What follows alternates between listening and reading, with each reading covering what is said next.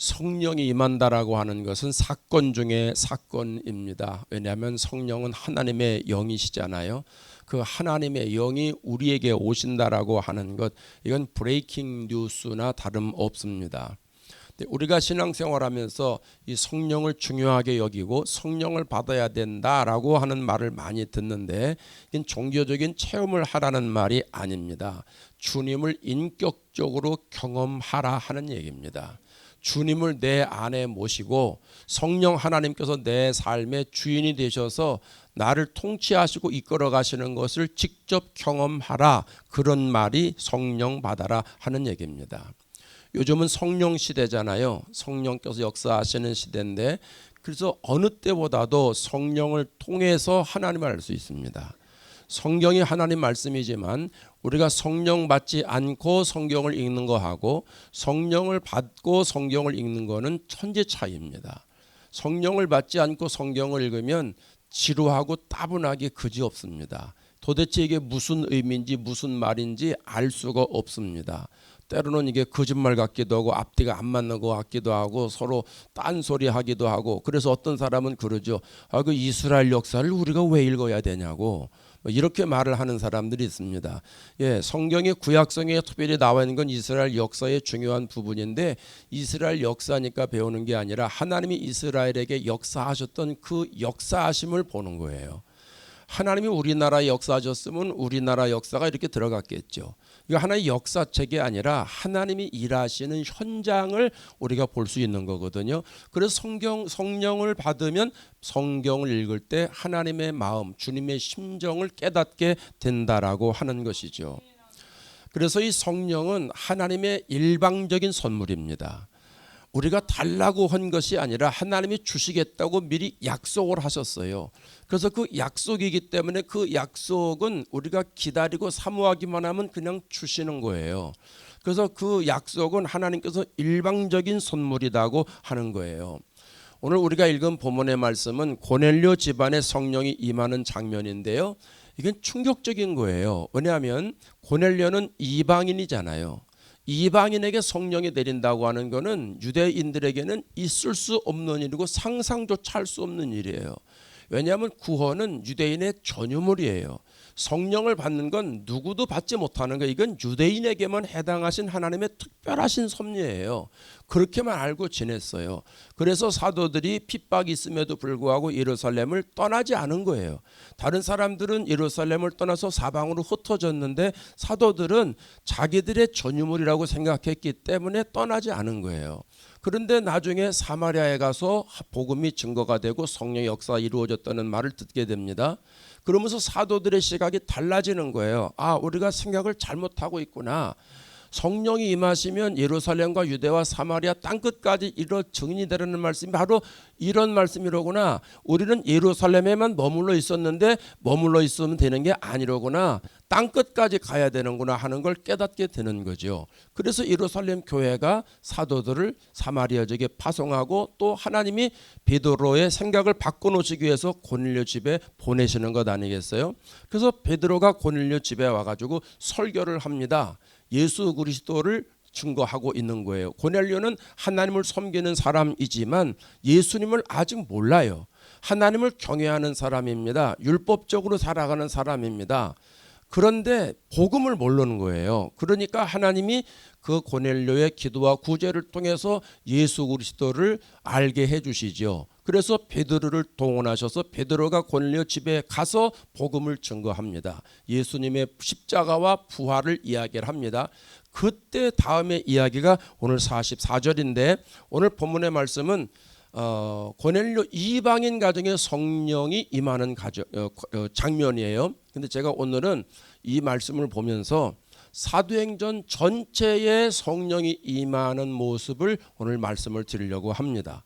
그래서 그 중에 하나가 오늘 고넬료 집안에 성령이 임하는 사건이니까, 제가 사도행전을 전체를 보니까 성령이 언제 임했나 5가지를 말씀드릴 수가 있습니다. 5가지 사도행전의 순서대로 말씀을 드리려고 합니다. 언젠가 제가 새벽기도 때인가 잠깐 말씀드린 적이 있는데 이건 뭐 계속 말씀드려도 이건 중요한 얘기이기 때문에 또 감동이 되면 주일날에도 또 설교하고 계속 그럴 겁니다. 왜냐하면 우리가 신앙생활하면서 성령 받는 게 너무 중요한데 언제 성령을 받는지를 알아야 성령을 받을 것 아니겠어요?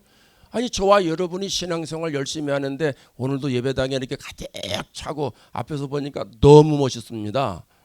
옆에 보세요. 아주 그냥 틈틈이 앉으셔가지고 아주 오늘 앉는 거 그냥 A 플러스 뭐 트리플 A입니다. 그냥. 예. 여러분 우리가 성령 받기를 원하고 성령 받아서 신앙생활 잘하기를 원하는데 그러면 어떻게 해야 받는지를 알아야 될 거 아니겠어요?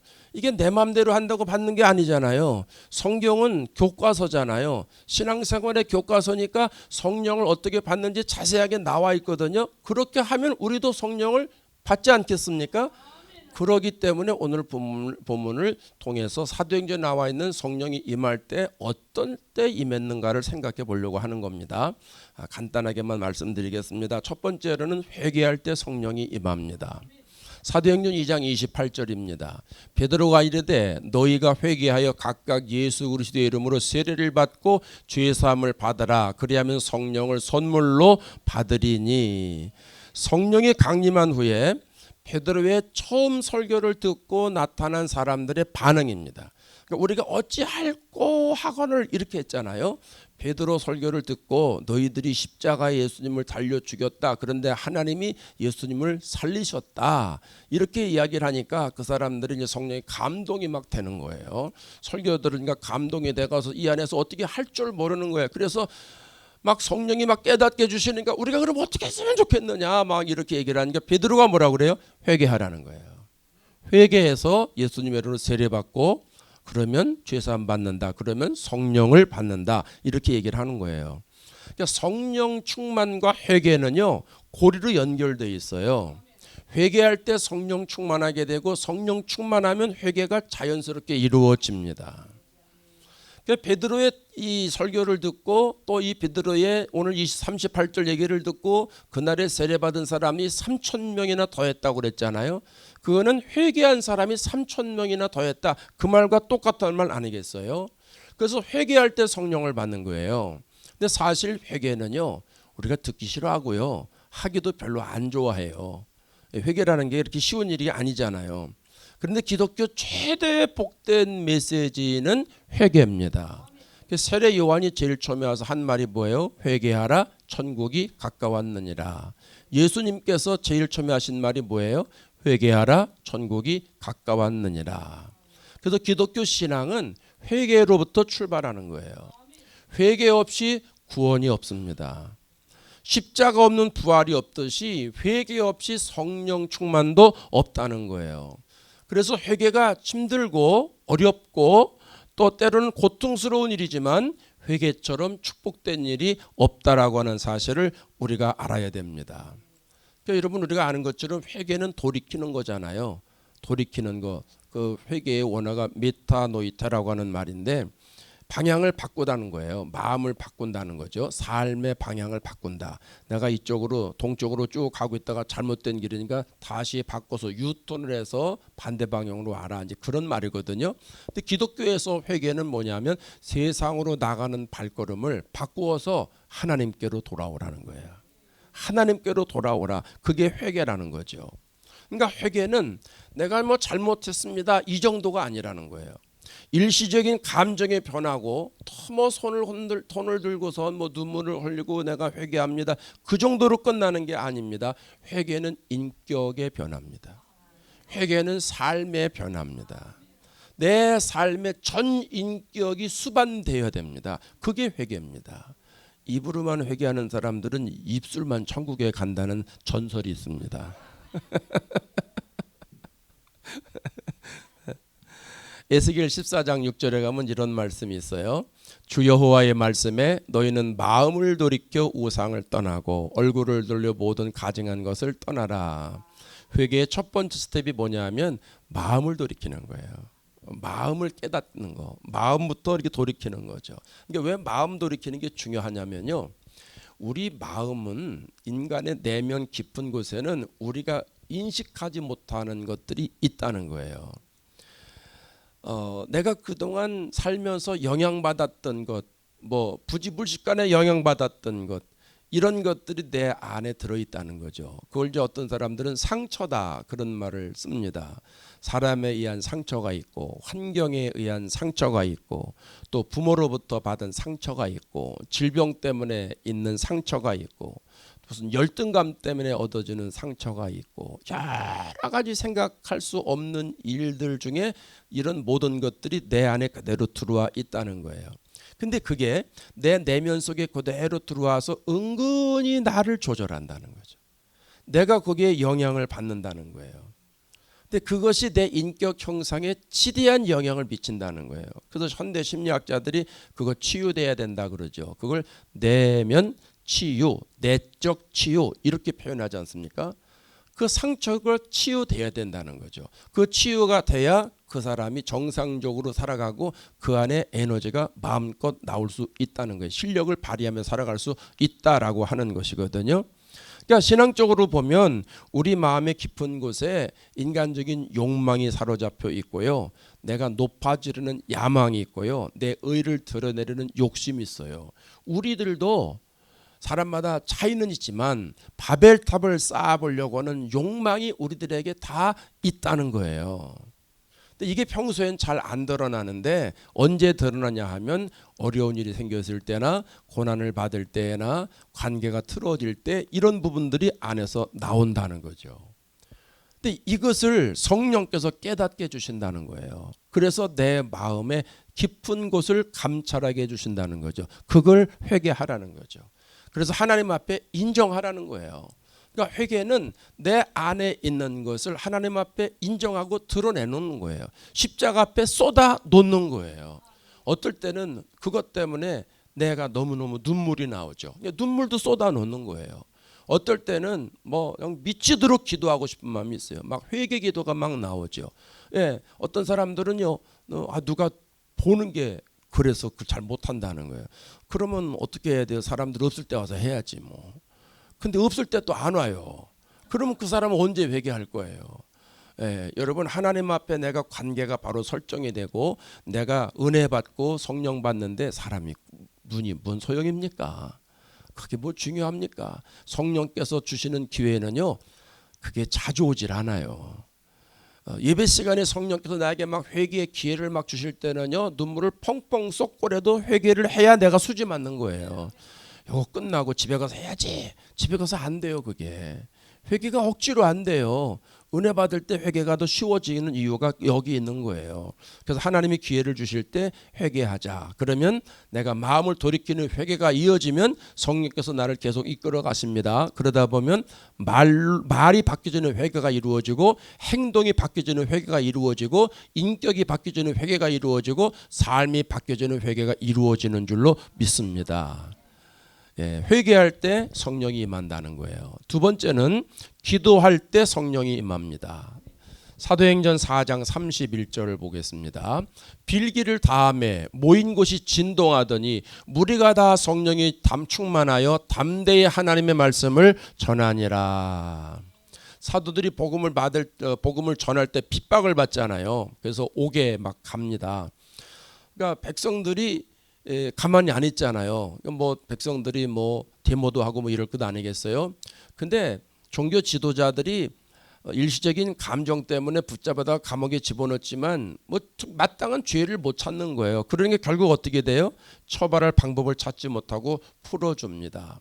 근데 사도들이 감옥에서 열심히 기도했겠죠. 또 교회 교인들도 같이 열심히 기도를 했어요. 근데 사도들이 감옥에서 풀려 나와 가지고 이제 교인들하고 같이 한 자리에 모인 겁니다. 그때 또 기도하는 거예요. 간절히 기도할 때 역사가 일어난 거예요. 빌기를 다하매라고 하는 것은요, 기도를 다했다 그 말입니다. 사도들, 감옥에 있었던 사도들과 성도들이 같이 하나님 앞에 간절히 기도를 한 다음에 모인 곳이 진동했다. 그때 성령을 충만히 받았다라는 거예요. 그러니까 기도할 때 성령을 받습니다. 사실 기도할 때 성령을 충만히 받는다는 것은요, 이거는 성령 받는데 베이직이죠. 아주 기초예요. 왜냐하면 성령이 맨 처음에 강림할 때 예수님께서 이 성을 떠나지 말고 성령이 올 때까지 기도하라고 그랬잖아요. 그래서 사도행전에 가보면 120명의 사도들이 예수님의 약속을 믿고 마가다락방에서 간절히 기도하잖아요. 그리고 열흘째 됐을 때가 오순절날이 됐는데 오순절날에 하나님이 성령을 내려주셨지 않습니까? 그들이 다른 일 안 했어요. 사도행전 1장 14절에 가면 오로지 기도에 힘쓰더라 이렇게 얘기했어요. 오로지 힘썼다라고 하는 것은 다른 것 안 했다는 거예요. 오직 기도만 했다는 거예요. 성령 받기 위해서 제자들이 토론하지 않았다는 거예요. 자기 생각에는 이럴 것이다 주장하지 않았다는 거예요. 성령 받기 위해서 구약엔 어떻게 예언됐냐 책 보고 그러지 않았다는 거예요. 120명은 예수님 말씀을 믿고 오직 기도만 했다는 거예요. 다른 거 안 했다는 거예요. 기도만 했다는 거예요. 여러분 이런 믿음이 우리들에게 있어야 될 줄로 믿습니다. 이게 아무것도 아닌 것 같아도요. 예수님이 열흘 뒤에 성령 내려주신다 그러면 예수님 말씀을 들은 500여 사람들이 다 받았을 겁니다. 부활하신 이후에 예수님이 500의 형제에게 보여주셨다고 그랬잖아요. 부활을. 그러면 그 사람들이 다 이 말씀 들었을 거 아니에요. 예루살렘 떠나지 말고 여기서 기도하라고 한 거. 그럼 그 사람들이 모여서 기도했을 거란 말입니다. 부활하신 예수님을 본 사람들이 전부 모여서 기도했을 겁니다. 하루 지나고 나니까 성령이 안 내리니까 그 다음에 실망해서 떠난 사람들이 있지 않았겠어요? 이틀 열심히 기도하다가 뭐 이틀 해봐도 뭐 아무 소식 없다. 그러고 실망해서 떠나간 사람, 3일하고 떠나간 사람, 4일하고 떠나간 사람, 5일하고 떠나간 사람, 6일하고 떠나간 사람, 제일 억울한 사람은 아마 9일하고 떠나간 사람 아닐까. 성경엔 그런 말은 없는데 제가 짐작코 그렇게 했을 것 같아요. 수긍이 되시죠? 9일 하고 났는데 뭐 내가 9일 해봤어. 9일 죽어라고 기도해봤어. 근데 성령 같은 소리 하고 있네. 그리고 집에 갔을 거란 말입니다. 그리고 집에 가서 하루 자고 났더니 그렇게 기다리고 삼했던 성령이 내려져 가지고 놀라운 일이 일어나잖아요. 아마 땅을 찌고 후회했을지도 모릅니다. 그 열흘 동안 기도한다는 거 쉬운 것 아니에요. 우리도 열흘 동안 기도한다. 그거 쉬운 것 아니죠. 근데 제자들은 이게 열흘이 될지 20일이 될지 30일이 될지 모르는 상황입니다. 그러니까 9일 지나고 나서 바로 집에 갔겠죠. 열흘 뒤에 내린다 그러면 한 명도 안 갔을 거예요. 근데 어쨌든 예수님이 날짜는 정해주지 않으셨는데 열심히 그들이 기도했습니다. 기도하고 나니까 예수님 말씀대로 성령이 임하잖아요. 그러니까 여러분 성령을 받고 싶은 마음이 간절하잖아요. 열심히 기도하세요. 어떤 기도해야 돼요? 하나님 성령 받기를 원합니다. 성령 충만히 내려주세요. 예배 시간마다 하나님 나에게 성령을 내려주세요. 찬양 부를 때 성령을 내려주세요. 기도할 때 성령을 내려주세요. 말씀 들을 때 성령을 내려주세요. 예배 가운데 성령의 임재가 있으니 그 임재가 내 심령 속에 들어오게 해 주옵소서. 내가 그 성령의 임재를 받아들이게 해 주옵소서. 그런 기도를 하자는 거죠. 그냥 우연히 있다가 받기도 해요. 어쩌다가는 또 성령 받은 사람 옆에 있으면 또 어쩌다가 받기도 해요. 그거는 어쩌다예요. 어쩌다가. 근데 어쩌다가 내 인생을 걸지 마세요. 그럼 어쩌다가 인생이 돼요. 어쩌다가 아니라 기도하면 확실히 받는 거예요. 확실한 거에 배팅을 하지 왜 쓸데없는데 배팅을 합니까? 그렇잖아요. 확실한 곳에 들어가야지. 그러니까 기도하면 주신다니까. 하나님 사도행전 4장에 기도할 때 주신 것처럼 오늘 기도할 때 성령을 내려 주옵소서. 말씀 붙잡고 하나님 앞에 기도하면요. 하나님 꼼짝 못하세요. 말씀 붙잡고 기도하면 그걸 말씀 묵상 기도라고 제가 말씀을 드렸잖아요. 조지 뮬러가 이 기도를 제일 잘하지 않았습니까? 조지 뮬러는 고아원하면서도 뭐 돈이 필요하면은 누구 아는 사람 전화해서 얼마 후원해달라 절대 그러지 않았답니다.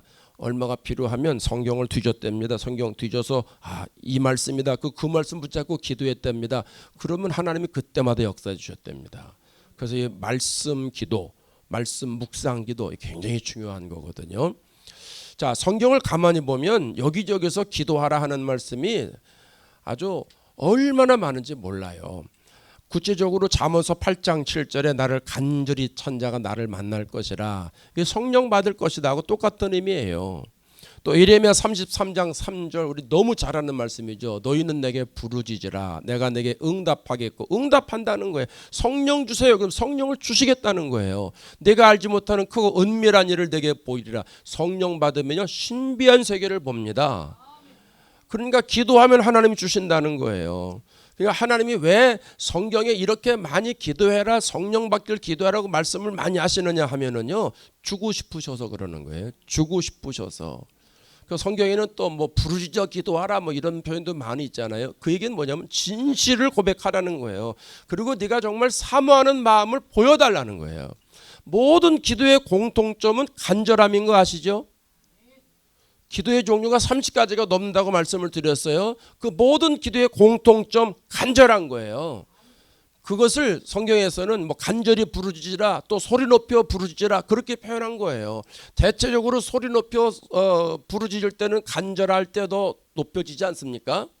그러니까 묵상 기도할 때도 아주 간절하게 기도해야 되고, 말씀 묵상할 때도 간절히 기도해야 되고, 통성으로 기도할 때도 간절히 기도하고, 이 간절히 기도하는 것, 내 심정을 하나님 앞에 다 토설해내는 그 마음을 가지고 기도하라는 거죠. 그래서 이사야 26장 9절에 보면 내가 주를 간절히 찾나이다 이렇게 기도합니다. 시편 63편 1절에 가면 다윗이 간절히 주를 찾는다고 고백하고 있고요.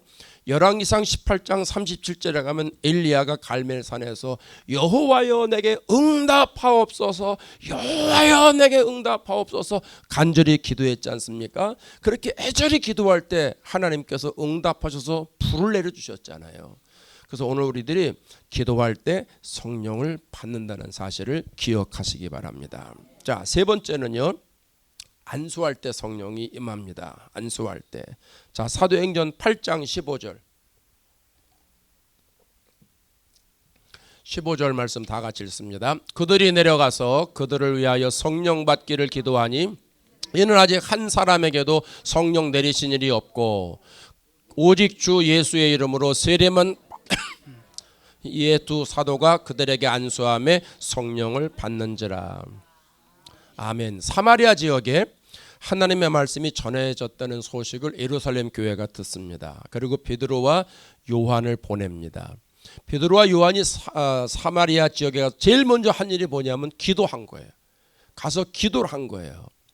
왜 그러냐 하면 가서 보니까 세례는 받았는데 성령을 못 받은 거예요. 사마리아 사람들이. 그러니까 이 베드로와 요한은 성령 받은 사람들이니까 중요한 게 뭔지를 알잖아요. 그러니까 그 지역에 성령을 받아야 되니까 먼저 기도했다라고 하는 거예요. 그래서 간절히 기도하고 이제 안수를 하는 거죠. 그래서 안수를 하니까 그 지역에 성령이 내렸다 하는 말씀이죠. 사도행전 19장에 가면 사도 바울이 에베소서 전도할 때 그 사람들도 성령이 있다는 말을 듣지를 못한 거예요. 그때에 사도 바울이 그들에게 안수를 합니다. 그러니까 성령도 임하고 방언도 임하고 예언도 임했다 이렇게 기록을 합니다. 안수가 뭐예요? 안수 전가의 의미죠. 전달의 의미 아니에요. 하나님의 능력이 전달이 된다는 거예요. 하나님의 능력이 전가가 된다는 거예요. 민수기에 가면 이스라엘의 리더십이 교체되는 시기가 옵니다. 모세로부터 여호수아에게 교체가 되는데 하나님께서 여호수아에게 안수하라고 말씀합니다. 그래서 여호수아에게 안수할 때 하나님의 능력이 모세에게 임했던 것처럼 여호수아에게도 임해서 여호수아가 모세 이후에 이스라엘의 영적 리더로 바로 서는 모습을 보게 됩니다. 예수님도 때로는 병자들에게 안수해서 고치셨습니다. 사도 바울도 보볼리오 부친이 열병으로 고생하고 있을 때 안수해서 고쳐줍니다. 안디옥 교회에 바울과 실라를 보낼 때에 온 교회가 안수해서 보냅니다. 안수해서 하나님의 능력이 임하는 것이죠. 안수할 때 성령이 임하게 되는 것이죠. 안수할 때 질병이 치료되는 것이죠. 안수할 때 귀신이 떠나가게 되는 것이죠. 그래서 안수 기도는 성령 충만을 받는 통로 중에 하나다라고 하는 겁니다. 자, 네 번째는요. 말씀을 들을 때 성령이 임합니다. 오늘 본문이죠. 말씀을 들을 때. 자, 10장 44절 다시 읽을까요? 베드로가 이 말을 할 때에 성령이 말씀 듣는 모든 사람에게 내려오시니 베드로와 함께 온 할례 받은 신자들이 이방인들에게도 성령 부어주심으로 말미암아 놀라니 이는 방언을 말하며 하나님 높임을 들음이러라. 아멘. 베드로가 고넬료 집에 가 설교할 때 모인 사람들에게 성령이 임하는 장면입니다. 그러니까 베드로가 왔을 때 같이 왔던 유대인들이 있습니다. 그 유대인들이 와가지고 오늘 본문에 보면 할례 받은 신자라고 이야기를 했는데 이제 세례 받은 신자입니다. 왜 신방 가면 신방대원들 같이 가는 것처럼 베드로가 왔을 때 이제 같은 유대인들이 온 거예요. 그 같이 앉아 있다가 베드로 설교를 같이 다 들었는데 베드로 설교를 들을 때 듣는 사람들에게 성령이 막 내린 거예요. 근데 오늘 본문에 보면 말씀을 처음 듣는 사람에게 성령이 임한 거예요.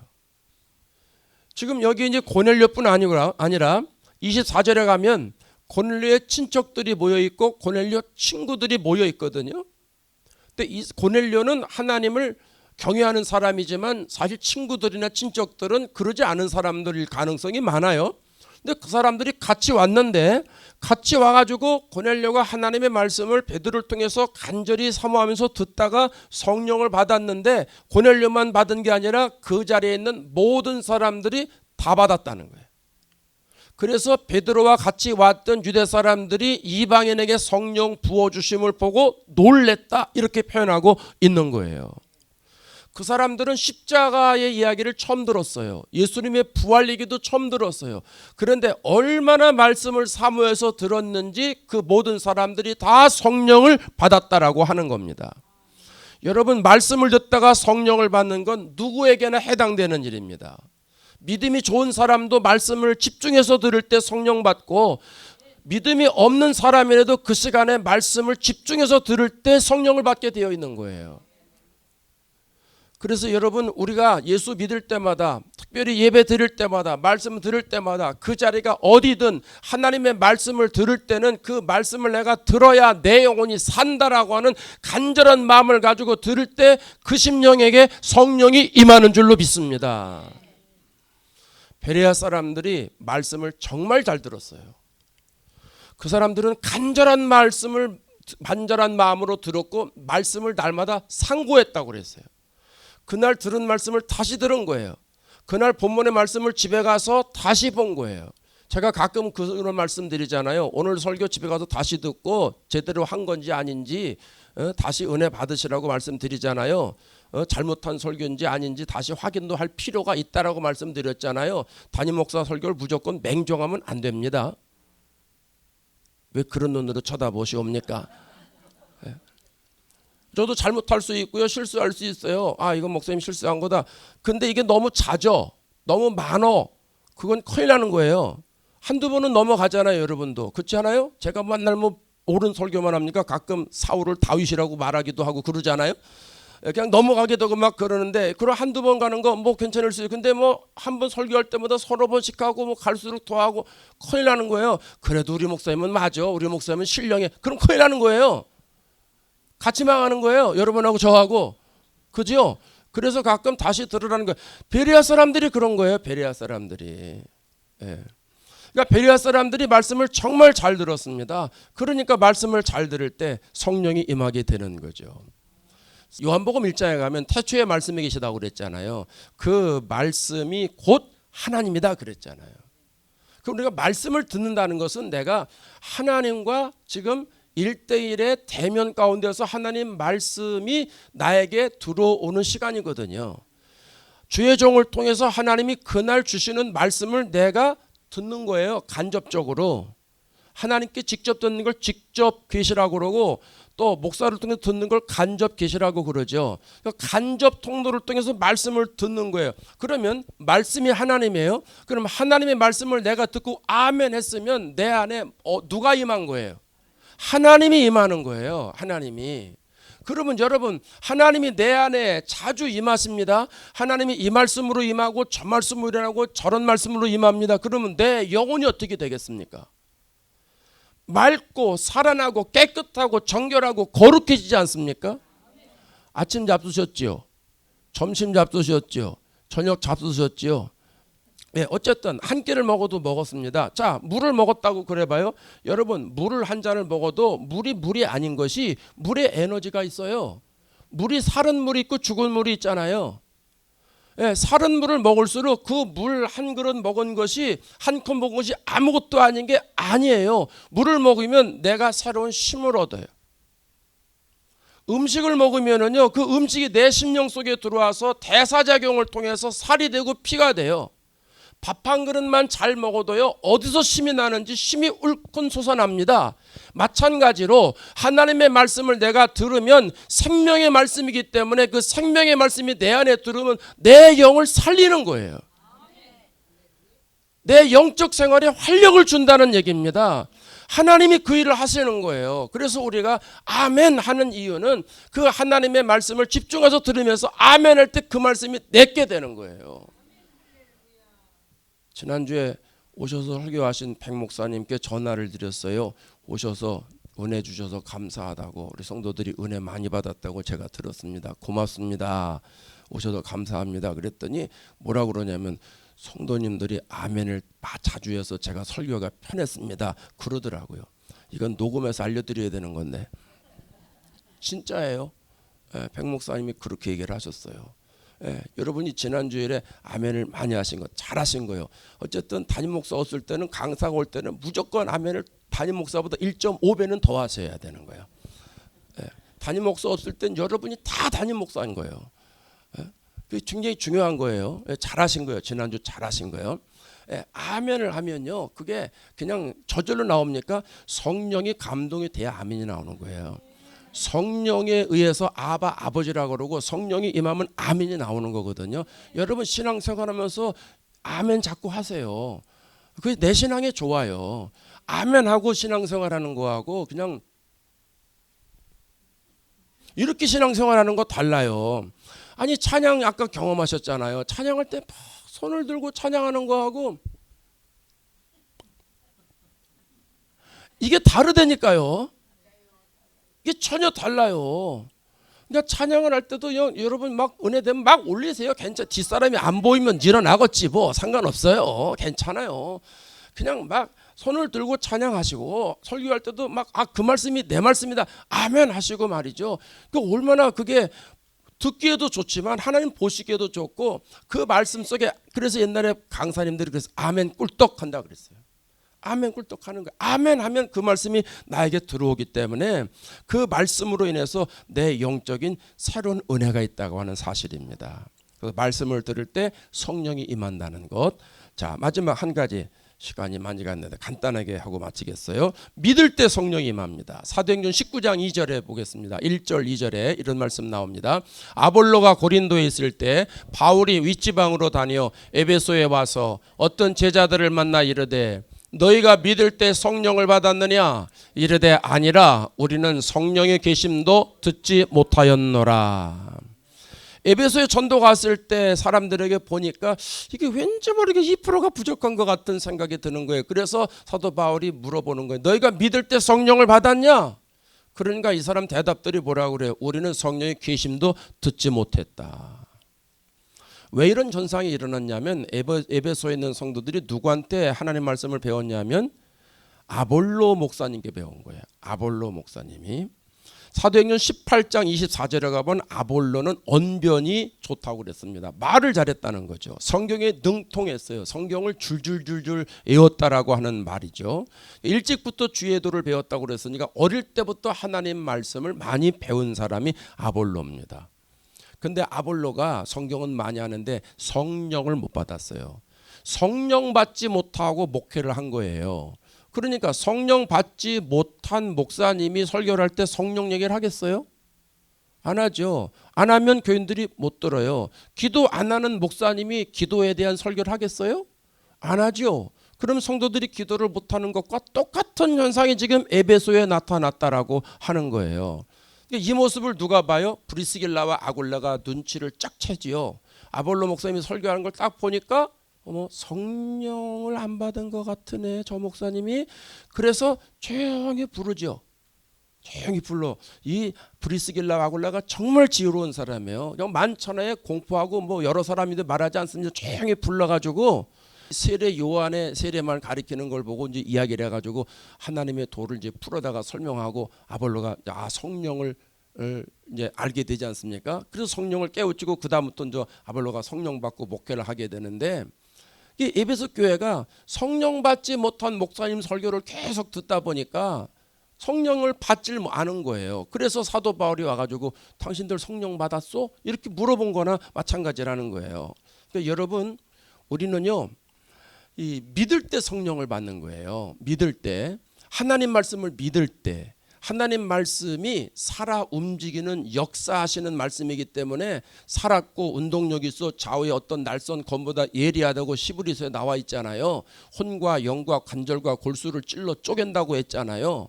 관절과 골수를 찔러 쪼갤 뿐만 아니라 우리의 마음의 생각까지도 다 아시는 게 하나님의 말씀이거든요. 그 하나님의 말씀을 내가 믿을 때, 하나님 말씀을 내가 믿을 때 성령을 받는다라고 하는 거예요. 그러니까 여러분, 우리가 하나님 말씀은요, 자주 들으면서 자꾸 믿는 게 좋아요. 그 은사 중에 전 믿음의 은사가 중요하다고 봅니다. 근데 믿음의 은사는 사람들이 중요하게 여기질 않아요. 방언의 은사나 예언의 은사나 이런 걸 중요하게 여기는데, 아니, 은사 중에 믿음의 은사 중요한 거예요. 여러분, 말씀이 그냥 믿어지는 거 쉬운 거 아니에요. 어떤 사람은 아무리 믿으려고 해도 안 믿어진대요. 그걸 어떡하겠어요? 참 불쌍하죠. 그냥 믿으면 되는데 왜 안 돼? 그게 안 믿어진대. 이 사람은 성령부터 받아야 돼요. 성령 받으면 믿어지거든요. 근데 여러분은 다 성경을 보면 믿어지시잖아요. 예수님 십자가 달려 들어가셔서 웃기는 소리 하고 있네. 3일 만에 부활하셔서 아이고 목사니까 얘기하는 거지 그게 사실이요? 이런 사람 한 명도 없잖아. 그지요? 있으세요? 있으면 믿으세요. 믿는 게 수지 맞는 거예요. 성경을 그대로 받아들이고 성경을 읽을 때마다 믿어지고 성경을 들을 때마다 믿어지고, 여러분 이게 축복이라니까요. 그 믿음에 감사하셔야 됩니다. 그런 사람들이 성령을 쉽게 받는다는 거예요. 자, 오늘 5가지를 설명을 드렸습니다. 42.19 마라톤 하듯이 부지런히 달려왔습니다. 시간 안에 끝내려고. 자, 5가지 정리하고 기도해요. 첫 번째는 회개할 때 성령 받아요. 두 번째는 기도할 때 받아요. 세 번째는 안수 받을 때 성령 받아요. 네 번째는 말씀을 들을 때, 다섯 번째는 말씀을 믿을 때 성령을 받습니다. 이 5가지를 꼭 기억하시고요. 잊어먹으면 나중에 또 할 테니까 걱정하지 않으시되, 그래도 꼭 기억하세요. 기억하시고, 이렇게 성령을 받는구나. 하나님, 나도 이럴 때 성령을 주세요. 그렇게 생각하시고 신앙생활 하시면 반드시 성령 받고 성령 충만해서 신앙생활 승리할 줄로 믿습니다. 그렇게 신앙생활 하시자고요. 자, 이 시간 통성으로 기도해요. 오늘 말씀 생각하면서 하나님, 나에게 성령을 예배드릴 때마다 부어 주옵소서. 간절하게 기도하시자고요. 주여 삼창하고 기도합니다. 주여